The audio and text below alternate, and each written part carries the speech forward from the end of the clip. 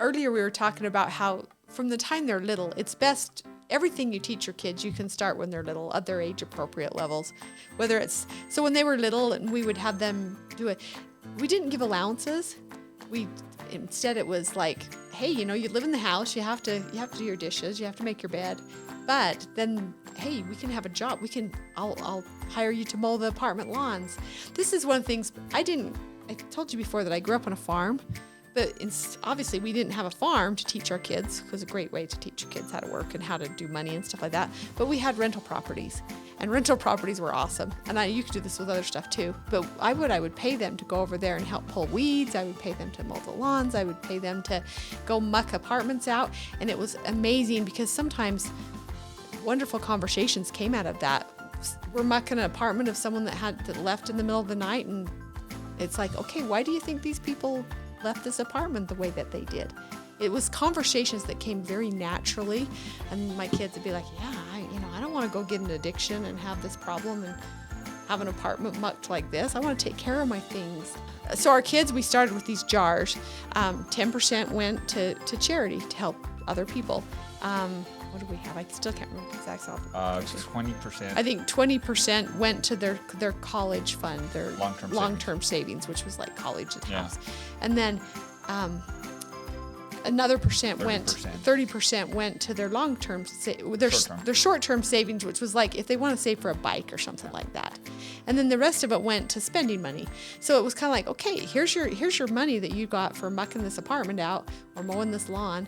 Now you could go over to Walmart and you could buy all the candy and just waste it in one lump sum, or you can save for this bike and do these other things. And our kids were very good at this. They always had these little jars. So then when they got a little bit older, we went to the bank and we set up bank accounts for them.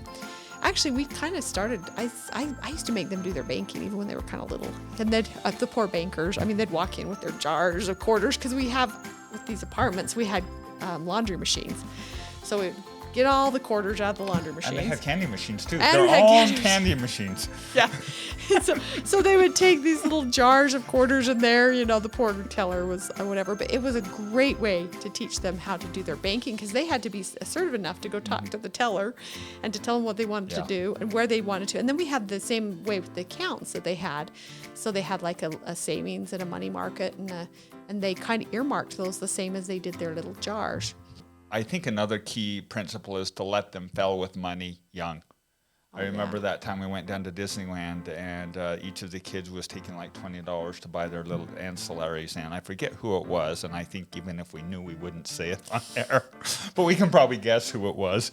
And we stop at Maverick about 10 miles out of town, and he's in, and he comes out with a bag of taquitos and a 64-ounce Big Gulp and a bag of candy, and we knew how that was going down. And so the rest of the time in Disneyland or SeaWorld or wherever we were, oh, well, I'd like to buy, Mom and Dad, can I have? No, sorry. What happened to your money? Don't you have any? Well, it's really sad that you spent that. Learn that lesson at 8 years old rather than at 18 years old or 28 or 38 or 48. So actually giving your children some failure experiences, don't you think, Connie? Yeah. The other thing is they become teenagers too. Again, go down to the bank, and as soon as they're old enough to get a credit card, have them get a debit card, and have them one of those low rate ones that they can't, and explain to them about how credit works, and then get the credit card as soon as they can so they can get a credit rating. That has been so awesome for my grown kids. So they had a credit rating and were able to go buy their houses and stuff as they got older. But then you teach them while they're in your home that, okay, we pay off our credit card every month. We don't go and rack up the debt on it. And that's so powerful to learn that right as they're going along. That's one thing I'm so incredibly grateful to you, Gaye, because you took leadership in this area, and you actually really, I think, was the momentum behind teaching the kids a lot of this fundamental, just amazing principles. I think it's good, though, if people do whatever, whether you own your own business or to teach your kids about what you're doing. And sometimes teenagers are funny because they're the kind that'll roll their eyes and, oh, I don't want to do that.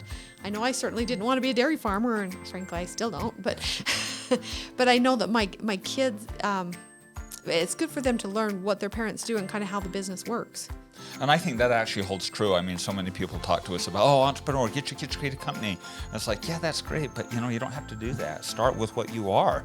If you own a dental practice, for crying out loud, you're paying someone to clean the office or paying someone to do the books. Or if you're running a marketing agency per se, your kid can probably cut the videos. You can train them to do that. This beautiful studio that we're sitting here in, our dear friend Weston helped my son set that up, and that gave him a skill that he'll be able to carry with him the rest of his life. I have no doubt he's going to be okay. So whatever sector you're in, you actually have the ability to enable this concept.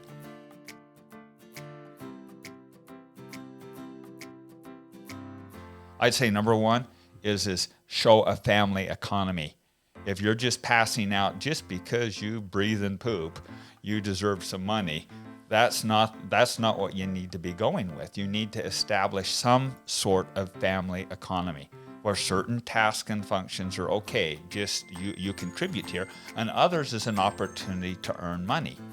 And so even within the family economy, there will be revenue generating opportunities, and that can even include getting skills or internships or getting mentoring opportunities, trades opportunities externally. And I think that same principle can hold true. And I know I'm blathering a little bit here, but then I want to turn it to you, because I think the number one thing that, at least from my perspective, that I taught my kids, even when they were young, is to ask the question, how can I contribute? How can I contribute? How can I contribute? If you ask, how can I contribute, you're always going to be fulfilling a need, and you're not going to want financially, because value and compensation follows. It's these people that start the discussion with, how can I take and what can I get out of it? So that's my thought. What do you think, sweetheart? That question is good because it kind of goes, in some ways, that's how you grew up. Your dad was an attorney. And even in our family growing up, we had to, you maybe didn't do what your parents did, but you knew sometimes that if I wanted something, if I wanted a pair of shoes, or say I wanted to participate in a sports team and my parents didn't have the funds to do it, it's like, okay, so I want to do this. What am I going to do? I could go be a babysitter. I could go mow lawns. In Rich's case, you could go sell earthworms or, and I think part of it's that way too, just being like, okay, sharing what you do and kind of how it works financially in your family, but also allowing your kids to go and find other ways to figure out what they need to do so they can do the things that they need to do, whether it's a special camp they want to go to. Because if they realize that they can go and even though they maybe don't know how they're going to get the funds to it, if they can figure out a way to do it, that's how the first step in getting them to learn how to be self-reliant. That's some really, really good advice. Really good advice. I think that if you gratify and instantly scratch every itch that your child has, you're doing them a terrible disservice. I mean, learning a little bit of discipline, learning to wait, learning to work and earn. And your kid's far more capable than you think they are. They can actually be far better negotiators and far better manipulators and far more resourceful than you think they can be. Give them the opportunity to expand and exercise that muscle.